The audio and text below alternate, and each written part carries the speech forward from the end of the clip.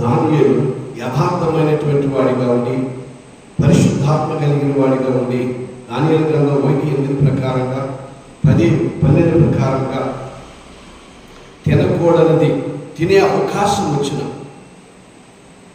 తినని దానియేలు ప్రధానమంత్రి అయ్యాడు. ఎందుకు అంటే విశ్వాసం, భక్తి, నమ్మకం, ప్రేమ. ఈరోజు మనం అలా ఉండాలి. అలాగే యోసేపుకి ఒక స్త్రీతో పాపం చేసే అవకాశం వచ్చినప్పటికీ కూడా అతను ఒప్పుకోలేదు.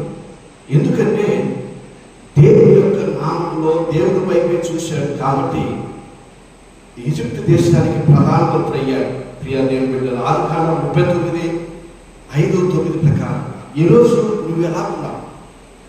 భక్తిగా ఉన్నావా? అవిశ్వాసంగా ఉన్నావా? నీతిగా ఉన్నావా? నిజాయితీగా ఉన్నావా? గుర్తుపెట్టుకో, ప్రార్థన చేయి. నీ కుటుంబాన్ని దేవుడు దీవించి కాపాడునుగాక. ఆమేన్.